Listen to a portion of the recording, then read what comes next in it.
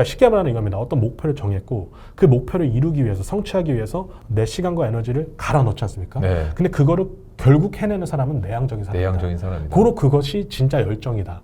열성이다라는 얘기를 합니다. 그게 바로 공부의 기술과 어떻게 보면 맥락을 같이 하고 있는 것이죠. 방법을 다 알려줘도 그걸 안 하는 사람들은 분명히 있거든요. 맞습니다. 앞에 워렌 버핏이 있어도 안 좋은 걸 분명히 찾아내는 멘탈 필터를 가지신 분들이 있어요. 울트라 셀프. 이 뭔가요 이게?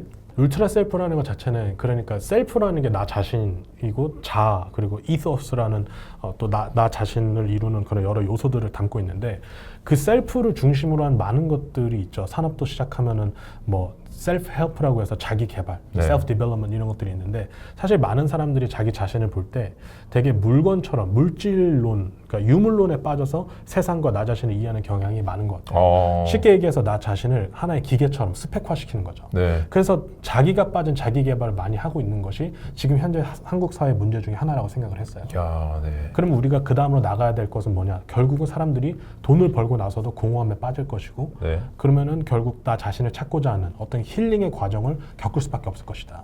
그렇다면 지금 그걸 사람들에게 방법을 알려주고 그것을 사람들이 가는 길에 다들 돈을 벌든 뭐 어려움에서 나오든 문제를 해결하든 각자의 어떤 주제에 맞는 어떤 것을 무언가를 하고 있을 텐데 그 사람들에게 가는 길에 이것을 보면서 오늘 아침에 5분 10분만 할애하셔서 자기 자신을 잡고 그 일에 임하십시오. 그랬을 때 일의 깊이가 달라질 것입니다. 그 중에 한 명이 이나무리 가즈오죠. 이나무리 가즈오가 어떤 사람이 찾아와서 나는 당신처럼 열심히 일도 하고 회사 경영을 하려고 하고 매출도 높이려고 하고 막 불평불만 늘어나면서 했다고 합니다. 근데 그 이나무리 가즈오가 마지막에 그런 말을 합니다. 말도 안 되는 말인데 기도했습니까? 이루기 전에 기도했습니까? 마치 어떤 한 영화에서 내가 똑같은 커피를 내리는데 맛있게 내리는 비법 알려줄게 하면서 이렇게 하죠. 커피 갈려진 커피에 손가락 넣고 커피 루악. 루악이 아닌데도 줌을 넣잖아요. 그러니까 이게 주술적으로 빠져서 막 사람들이 막 이렇게 좀 논리가 팩트력이 강한 분들은 철벽을 치고 안 들으려고 하는데 사실 마인드라는 것은 이 부분, 나 자신에 대한 겉으로 보이지 않는 나 자신을 이해하는 것이 분명히 시작이라고 하고 여기서 좀 파생했을 때 앞으로 미래형 인재라는 것도 내가 겉으로 어떤 스펙을 쌓았는지 어떤 하드 스킬적인 부분이 아니라 타이틀적인 부분에 국한하는 것이 아니라 소프트 스킬, 보이지 않는 어떤 EQ나 상대방과의 커뮤니케이션 그런 것들에 파생되는 것들이라고 얘기를 하는 그런 부분도 다 연결돼 있는 부분이 아닌가 싶어요. 우리가 울트라 셀프에 대한 얘기를 좀 하고 있었는데 어떻게 보면은 내 자신을 뛰어넘은 울트라라고 할 때 그런 느낌을 좀 어감이 주는 것 같은데 이 시스템 속에서 소외된 내 자신을 뛰어넘는 그런 것들도 포함이 되어 있겠네요. 맞습니다. 예. 구체적으로 좀 어떤 내용인지 또 궁금합니다. 예, 그러니까 아주 쉽게 얘기하면은 이제 뭐 MBTI라고 하지 않습니까? 요즘 뭐 국룰 중에 하나죠. 뭐 저랑 나이대가 비슷하실지 모르겠는데. 네네. 그러니까 10년, 20년 전만 해도 혈액형이 많이 유행하지 않았습니까? 유행했죠. 네네. 공감하시면 네네. 또 그런데 이제 이제는 좀 더 그거보다 더 과학적이고 좀 더 구체적으로 MBTI가 됐는데 MBTI의 가장 첫 번째 그 문자인 E와 I를 가르는 성향이 있지 않습니까? 네네. E 하면 말 그대로 외향성을 말하고 I는 반대적인 이제 내향성을 말하는데 울트라 셀프는 어떻게 보면 내향성을 키워주는 거라고 쉽게 이야기할 수 있을 것 같아요. 네. 아주 쉽게 공감하기 어려운 분들에게. 그러니까 사실 외향성이 있는 사람과 내향성이 있는 사람 두 명을 구분을 한다고 했을 때 가장 특별하게 구분되는 것이 외향적인 사람들은 되게 아웃고잉 하니까 누구나 친구도 쉽게 하고 말도 처음 보는 사람이랑 멀리 만난 사람처럼 얘기 잘하고 누가 봤을 때 이 사람은 되게 열정 있어 보이잖아요. 그런데 전문가들이 얘기하는 심리학자들이 얘기하는 그 특징이 뭐냐면 사실 열정 있는 사람은 외향성 있는 사람이 아니라 내향적인 사람이다라는 얘기를 합니다. 이유가 뭔가요? 그들이 말하는 이유는 뭐냐면, 그러니까 쉽게 말하는 이겁니다. 어떤 목표를 정했고 그 목표를 이루기 위해서 성취하기 위해서 내가 내 시간과 에너지를 갈아 넣지 않습니까? 근데 그거를 결국 해내는 사람은 내향적인 사람이다. 고로 그것이 진짜 열정이다. 열성이다라는 얘기를 합니다. 에너지를 밖으로 쓰지 않고 어떻게 보면 자기가 구체적으로 어떤 집중하는 태스크에다 모든 걸 쏟아 넣는 거네요. 그게 바로 공부의 기술과 어떻게 보면 맥락을 같이 하고 있는 것이죠. 신기하네요. 예, 그래서 대부분 사람들이 자기 자신을 들여다보는 그런 기본적인 성찰 능력과 자기 자신의 어떤 객관화시켜서 한 발자국 타일 자신에서 볼 수 있는 그런 능력 이런 것들이 좀 지금 사회에서는 좀 결여되어 있기 때문에 근데 가만히 있어도 성향을 떠나서 가만히 있어도 우리 가만히 두지 않지 않습니까? 유튜브 영상 올라왔다, 쇼츠 올라왔다, 뭐 이런 지금 네이버 라이브에서 쇼핑해야 된다, 지금 초특가다, 뭐 이런 얘기 우리 가만히 두지 않잖아요. 그럼 이런 정보의 홍수에서 마케팅의 홍수 속에서 우리가 살아남을 수 있는 방법은 전에 했던 정도의 어떤 자기 성찰, 산책 정도가 아니라 이걸 정말로 뛰어넘을 수 있는, 나 자신을 정말 범세계적으로 뛰어넘을 수 있는 그 개념, 너가 너 인생의 진짜 주인이라는 메시지를 과학적으로, 주술적인 게 아니라 과학적으로 풀어낼 수 있는 것이 바로 울트라 셀프고, 이 안에 모든 것들을 집대성한 것이죠. 이걸 집대성할 때 6가지 디자인 이렇게 얘기를 해주셨는데 이건 네. 어떤 내용인가요? 간단하게 설명을 드리자면 이제 스텝 바이 스텝입니다. 네. 그러니까 처음에는 내가 누군지를 알아야 되는데, 지금 오늘까지 내 자신의 삶이 누군지를 객관적으로 기록이나 아니면 주변 사람들 통해서 아는 것입니다. 네. 그래서 자기 인식이 되겠죠. 네. 그 다음에 자기 인식 다음에 내가 어떤 목표와 그 다음 최고의 버전의, 지금보다 더 나은 버전의 나로 가기 위해서 저는 탈자신을 해야 된다고 책에서 얘기합니다. 네. 예, 좀 표현이 좀 다를 수는 있지만, 그래서 지금 나를 어떻게 하면 벗어날 수 있을까? 네. 어떻게 보면 번데기를 통해서 이렇게, 아니면 어떤 생물들이 탈피하듯이 어떤 그 계기가 있어야 될 텐데, 이제 뇌과학적으로는 뭐 그거에 세로토닌이라는 호르몬이 필요하다. 예, 뭐 이렇게 얘기하는 경우도 있긴 한데, 어쨌든 각자의 어떤 이유를 통해서 내 자신을 좀 객관적으로 바라볼 수 있는. 근데 그게 쉽지 않아요. 네. 왜냐면 인간 자체가 영상을 통해서 내 얼굴을 보는 거, 네. 음성을, 내 목소리를 듣고 내 음성을 듣는 것도, 이거 나 맞아? 맞아, 막 이렇게 이게 인간 자체가 내 자신을 평소에 관찰하면서 보도록 설계되지 않았습니다. 네. 또 한 가지는 더 잘 아시겠지만, 내가 언젠간 죽을 수밖에 없는 존재라는 것을 매일매일 망각하면서 사는 그 시스템이 우리 뇌 안에 들어있지 않습니까? 네. 근데 이것을 굳이 미리 맞이하는 겁니다. 미리 맞이한다. 예. 왜 굳이 미리 맞이하느냐 하는지 그 이유는 내 자신을 인식하고 넘어서기 위해서. 그렇지 않으면 변화가 일어나지 않기 때문이죠. 물론 그런 성향들은 잘 빌릴 필요는 있겠지만, 네. 어쨌든 근데 제가 말하는 탈자신은 self destruction, 왜냐면 디컨스트럭트를 잘못하면은 네. self destruction이 오고 자살 쪽으로 갈 수가 있거든요. 재구축이 일어나지 않는. 예. 그래서 사실 그런 부분에 있어서는, 그래서 교육학의 그 근본 중에 하나는 parenting, 양육이 있지 않습니까? 네. 부모 자식뿐만 아니라 teacher student에서도 사실은 parenting이 적용이 되는 부분이 있죠. 결국 사랑이 없이는 안 되는 부분인데, 사실 오늘 제가 얘기하고 싶었던 부분 중에 하나가 그 부분입니다. 그러니까 조금 여기서 얘기하자면 좀 이런 실험이 있었어요. 그러니까 쥐 실험인데요. 네. 이제 덩치가 큰 쥐가 있고 덩치가 작은 쥐가 있습니다. 네. 근데 덩치가 작은 쥐가 큰 쥐한테 놀자고 덤비는 거죠. 네. 형 이렇게 하면서. 네. 근데 덩치가 큰 쥐는 일단 동물은, 모든 포유류는 학자들이 얘기하는 게 뭐냐면, 기본적으로 이 사람이 나한테 이렇게 놀자 할 때 이것도 어떻게 보면 공격성이잖아요. 네. 근데 이게 장난, 놀이를 위한 공격성인지 아니면 진짜 공격성인지 구분할 수 있는 능력을 기본적으로 탑재했다고 합니다. 네. 그래서 이 사람이 나한테 농담을 좀 심하게 하더라도 농담이지 라고 얘기할 수 있는 것은 우리 안에 그게 기본적으로 본성적으로 내장이 돼 있기 때문에, 어쨌든 근데 놀자고 하는 주체는 등치 큰 사람이 아니라 항상 작은 사람입니다. 작은 사람.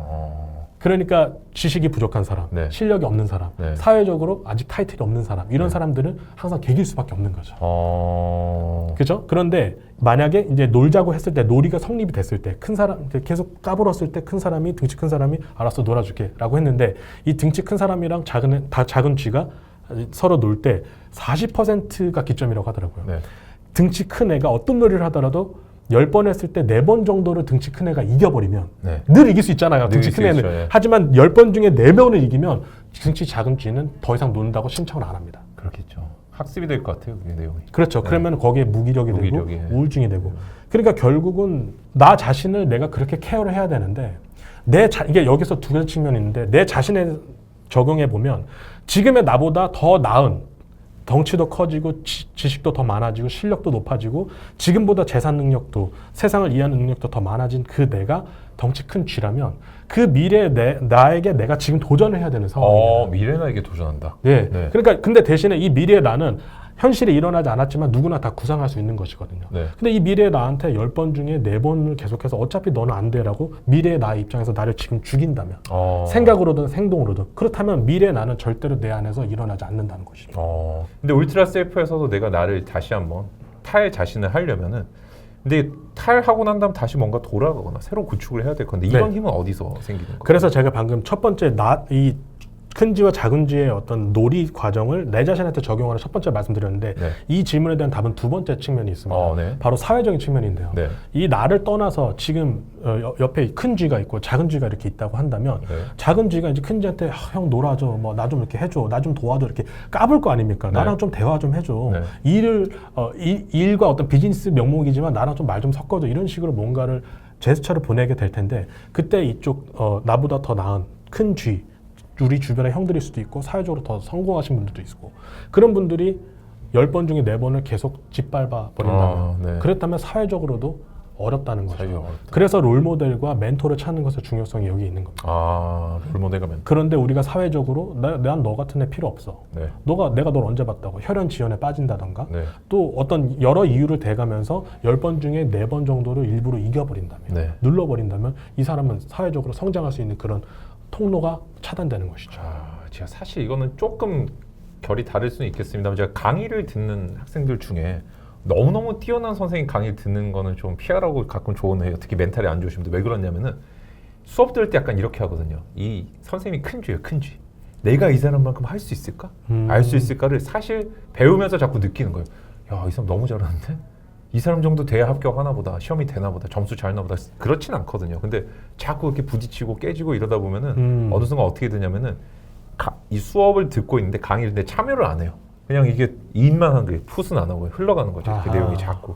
그러니까 형식적으로 그냥 강의 듣고 이렇게 어떻게 보면은 학습을 내가 내 자신을 무기력하게 만드는 루틴에 좀 빠뜨리는 경우들이 있더라고요. 근육이나 뇌나 아니면 어떤 지식의 어떤 확장 정도, 사고의 확장 정도가 네. 점진적 과부하를 통해서 하는 거는 공통적인 있는 것 같아요. 그렇죠. 좀 처음부터 논어를 이해를 못 하는데 그렇죠. 한자도 모르는데 논어와 친해질 수도 없을 것이고 네. 그런 상황이라고 생각해요. 그래서 뭐 책에서도 말씀하셨지만 열정과 어떤 동기에 대해서 말씀하시지 않습니까? 저는 근데 그게 궁금한 거예요. 그러니까 뭐냐면 방법을 다 알려줘도 그걸 안 하는 사람들은 분명히 있거든요. 맞습니다. 그러니까 그건 저는 마찬가지라고 생각해요. 최고의 선생님을 붙여줬는데 그 사람 앞에서도 결국은 하지 않는 이유를 찾아내는 사람들이 있어요.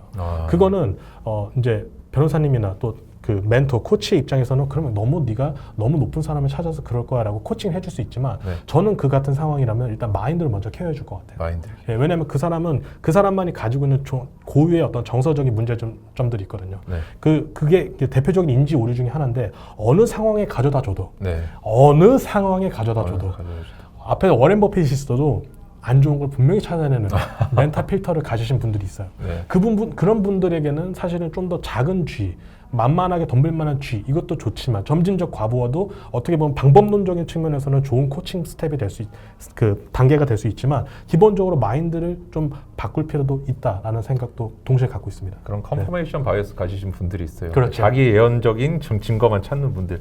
여기에 뭔가 문제가 있을 것이라면 당연히 그것만 찾게 되죠. 그래서 연애를 못하는 이유들도 그런 편향으로 설명하는 분들이 있더라고요. 이 애는 나한테 관심이 없을까 하면 그 증거만 찾아요. 좋은 긍정적인 시그널 다 놓치고. 그 증거만 찾기 아주 좋은 시대에 살고 있죠. 맞아요. 너무 이게 네. 정보들이 내가 이제 가려낼 수 있는 눈이 점점 없어지고 홍수잖아요. 넘쳐나니까. 알겠습니다. 오이태하 쌤은 그래도 한마디로 요거다라는 중심 메시지를 전달해주고 싶다면. 예, 내가 쓰는 내 삶의 새 챕터. 내 삶의 챕터. 네, 근데 그게 내가 쓰는 겁니다. 이야. 그게 가능하다는 것을 방법적으로 말씀을 드리는 거고요. 네. 그리고 롤모델을 찾기 어려우시면 그냥 위인전이라도 보시라는 말씀 꼭 위인전. 드리고 싶습니다. 네. 저는 그래서 평소에 사람들한테 그거 추천 많이 해요. 사기열전 추천 많이 해줍니다. 사기열전 보면은 우리나라는 그나마 좀 가깝고 익숙하고 이름들도 굉장히 다양한 군상들이 나오잖아요. 그래서 위인전도 굉장히 좋은 아이디어인 것 같아요. 그거 굉장히 좋은 코칭법이라고 생각합니다. 그만큼 자기 자신의 입장에서만 생각하지 않는 굉장히 이타적인 생각에서 근거한 거라고 생각합니다. 1년에 600권을 독서를 하신다고 네. 들었는데 어떻게 읽으시는지 궁금합니다. 일단 그 권수의 차이는 좀 편차는 있긴 한데 네네. 제가 이제 만약 한 권을 읽는다고 하면은 네. 그거를 각 잡고 읽으면 한 6에서 7시간 정도 걸리더라고요. 진짜요? 예. 네. 근데 신기한 게 네. 처음에 6-7시간 걸리는데 그게 시간이 좀 더 단축되더라고요. 네. 그러니까 그게 왜 그렇게 됐나라고 좀 얘기를 해보면은 네. 저는 왜 읽었냐, 왜 그렇게까지 읽었냐, 읽어보니까 600권 나온 거예요. 하루에 2권씩 읽으니까. 왜 그랬냐라고 했을 때 저는 제 안에 문제가 너무 많이 보였거든요. 문제가 보여서 읽었다. 예, 그러니까 너무 애가 잘못된 거예요. 그러니까 애가 너무 별로인 거예요. 너무 잘하고 싶은데. 네. 그러니까 제가 탈 자신을 해보니까 너무 이렇게 해야 될 게 너무 많은 거죠. 그러니까 이거 안 됐네. 내가 제일 큰일 났네. 읽어야겠네. 이겁니다, 저는. 예. 야, 그렇게 어떤 목적성을 좀 뚜렷하게 갖고 나니까 어떻게 수단적인 것도 좀 해결이 됐다 이런 의미인가요? 그럼요. 네. 예. 자연스럽게. 예. 그래서 저는 사실 뭐 자기 개발이나 동기부여에서 많은 분들이 특히 해외도 포함해서 목적과 의미를 되게 혼동해서 사용하신 경우가 많거든요. 목적과 의미를 혼동. 예. 네. 목적이나 목적하면 뭐 삶의 목적, 뭐 목표 이렇게 연결해서 하시는 분들 많은데 삶의 의미를 찾는 분들 사실 생각보다 좀 드물거든요. 근데 이런 되게 웃긴 거는 이런 의미에 대해서 고민하시는 분들이 최근에 제가 만나는 대표님들이 이런 걸 많이 얘기하시더라고요. 그래요? 돈 다 벌어보신 돈 분들. 다 벌었죠. 예, 그러니까 어떻게 하면 돈 버는지 아는 분, 어떻게 하면 남기는지 아는 분들이 다 해보니까 이제 재미가 없대요. 왜 안 해? 뭘 얼마씩 꽂히는 사업도 안 하셔요. 네. 예, 이런 분들 재미가 없으면 안 하는. 재미없어서. 예, 그리고 내가 일을 하는 이유는 재밌어서 하시는 분들이에요. 네. 재미없으면 언제든지 안 할 준비가 돼 있는 분들이에요. 왜 해라고 하다 보니까 왜 하니까 삶의 의미를 찾는 분들. 예. 삶의 의미를 찾는 거는 그러면 그 전에는 의미가 없는 건가요? 아니죠. 대부분 전에는 의미가 없다는 게 아니라 네. 저는 그렇게 생각해요. 네. 대부분 시간이 없어요. 시간이 없어서. 재밌는 게 너무 많고 네. 맛있는 게 너무 많고 네. 해야 될 게 너무 많으니까 네. 시간이 없어서 의미를 못 찾는 거예요. 야, 근데 되게 재밌는 건 삶의 의미를 찾기 위해서 그 수단을 독서를 선택하신. 그렇죠. 그리고 의미가 있어야만 목적이 성립이 돼요. 목적이 성립이 되고. 그리고 중장기적인 플랜을 그릴 수가 있어요.